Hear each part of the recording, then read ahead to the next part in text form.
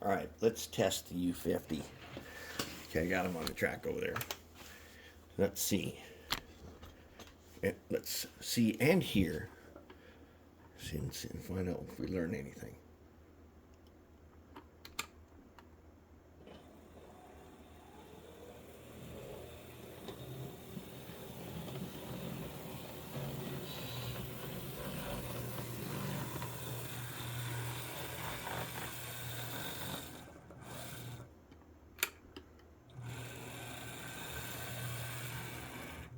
Oh, I like that sound.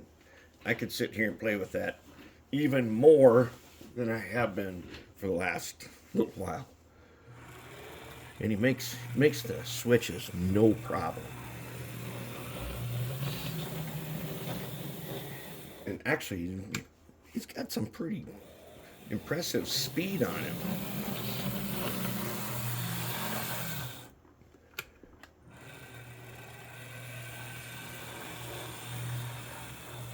He's very heavy. I like the way he sounds.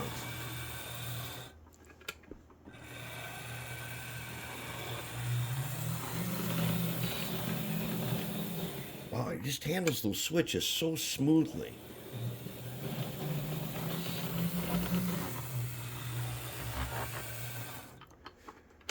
I am very impressed with how this thing runs and sounds. Now, according to the catalog, which is the only literature I could find on this thing, this is dual motor. And being it's probably 1967, it could be earlier, but the catalog I found it in was in 1967. And the box does have a date of 1968 on it that someone wrote in pencil. Okay. I kind of want to. I wonder if we can go ahead and just take the shell off. What do you think? Now, it's got something cool here. I'm going to show you. I'm going to show you something really cool here. So check this out underneath here. So this is Trains Inc. Look at the little plaque on the bottom. Brass plaque. I like that. That is a really cool detail. I have to think that this wasn't used hardly ever. The wheels are not dirty at all. And somewhere way back, someone put in Katie couplers this way using pins or screws. I'm not sure. I actually don't know. But can we remove the shell? Let's just take a look around. It does look like the shell screws will come out, and maybe we can get in there under the hood. Let's just get a little screwdriver here and see if we can actually do this. Let's see if we can take out. Maybe we'll get lucky and if we get lucky and get just the shell to come off, that would be pretty cool. So I want to make sure that I save these guys in the right place. Chances are we have accumulated enough screws just in case we were to misplace one. But I am curious to see.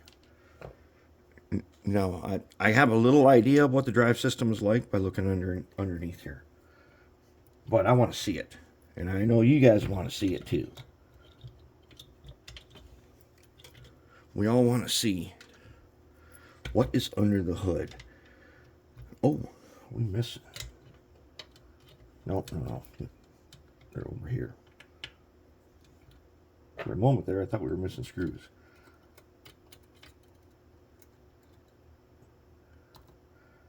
But I'm going to have to guess that it's never been disassembled. It's very clean. And I think it has sat in its box possibly since that date that was written on there in pencil.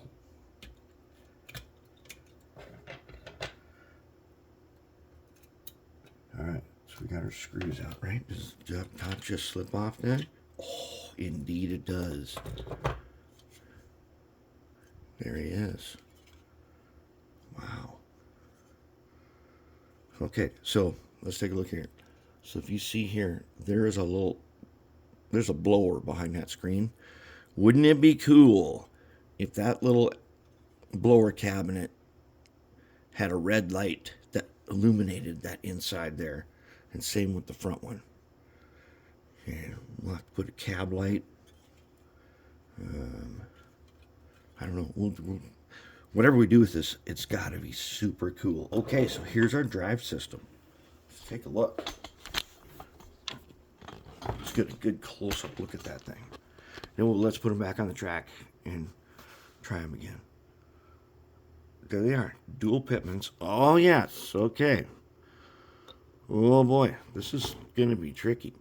So they go to a shaft that goes down to this gear. That, that gear goes down here, and then it runs across. So let's put them back up here.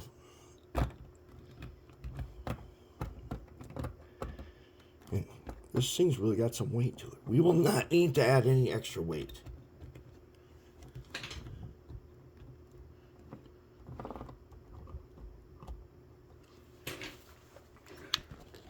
We've got plenty of weight.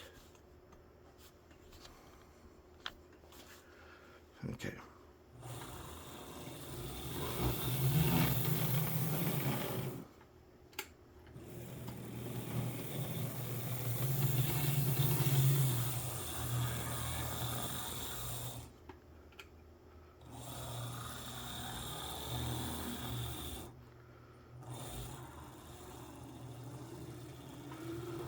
Well, he's got some really good slow speed, but I can smell motor.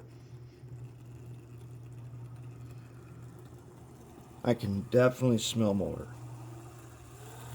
Look at those pitmans, though. Those things are like pristine.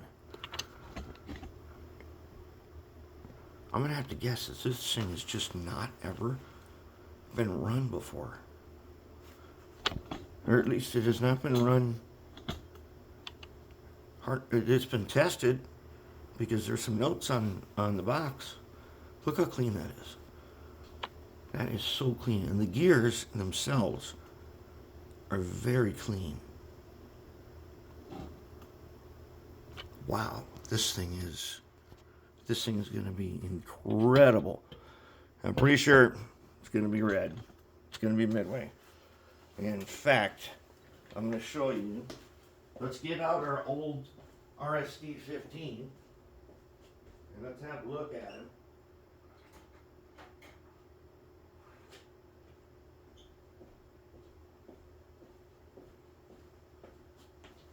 The RSD 15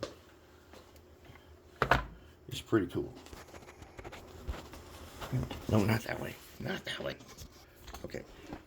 There's our RSD 15. See a little dusty?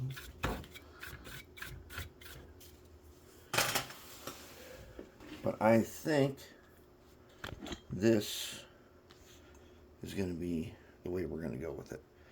Other than one thing. There's enough room on here where we can put the number and we can put the big Midway letters. So it doesn't have to be just on the cab. Because I want this guy to be a prime locomotive in action in all of our main stuff. So that's why he's got to be a Midway locomotive. He's got to be out there running every day. And so I think that's the direction we're going to go with it. Kind of like the RSD 15. He's going to be right at home with Hercules and Ajax. And we got back to the SD90s.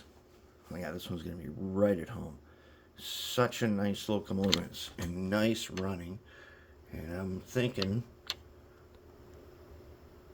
a pair of face ripper motors will do just the trick. That'll do exactly what we want to do. We need to lower that voltage. There's no way that we can put a decoder in there with the voltage that these two guys and the amps these two will draw.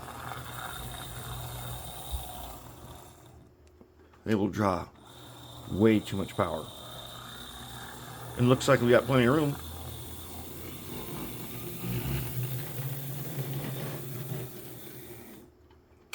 This is just an incredibly beautiful piece of brass.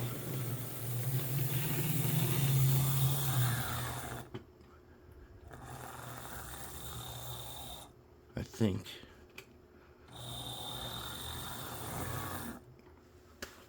All right, that's our starting point. So we'll have to start a page in the lab book and then start getting to it. And we'll see what we can disassemble here.